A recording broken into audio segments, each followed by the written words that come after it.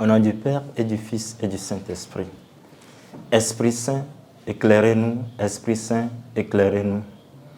Évangile de Jésus-Christ selon saint Luc. Après le départ des messagers de Jean le Baptiste, Jésus se mit à dire aux foules à propos de Jean: « Qu'êtes-vous allés regarder au désert? Un roseau agité par le vent?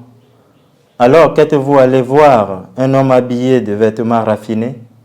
Mais ceux qui portent des vêtements somptueux et qui vivent dans le luxe sont dans les palais royaux.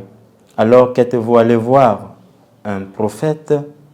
Oui, je vous le dis, eh bien, plus qu'un prophète, c'est de lui qu'il est écrit: voici que j'envoie mon messager en avant de toi pour préparer le chemin devant toi. Je vous le dis, parmi ceux qui sont nés d'une femme, personne n'est plus grand que Jean.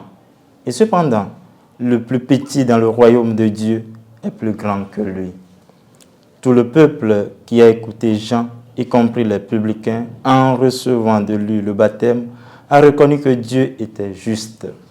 Mais les pharisiens et les docteurs de la loi, en ne recevant pas son baptême, ont rejeté le dessein que Dieu avait sur eux. Acclamons la parole de Dieu. Louange à toi, Seigneur Jésus. En ce jeudi de la 3e semaine de l'Avent, au désert, un cri s'élève appelant à la repentance. L'évangile d'aujourd'hui s'ouvre sur le témoignage du Christ, sur l'identité de Jean.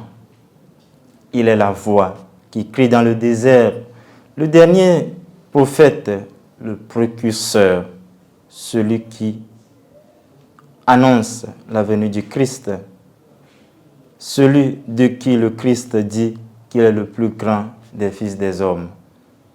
C'est lui qui baptise avec l'eau et suscite la conversion des cœurs pour préparer la venue du Messie. À ces appels de conversion, le peuple agrée, accepte.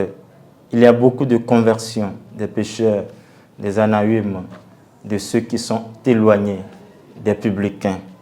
Mais les justes, les docteurs de la loi, ont refusé son message. Le Christ, en témoignant sur la figure de Jean le Baptiste, nous prévient que l'annonce de l'Évangile ne serait pas réceptive à 100%.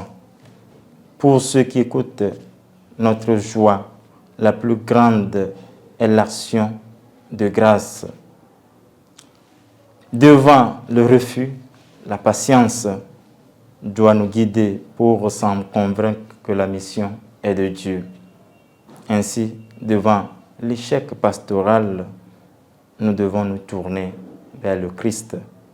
Certains ont accueilli l'annonce de l'Évangile, d'autres ont endurci leur cœur, qui nous fortifie, nous arme de courage dans notre élan pastoral, dans notre annonce de l'Évangile, à être des vrais instruments, malgré les difficultés et la réceptivité du message évangélique, sachant que c'est Dieu qui tient la mission.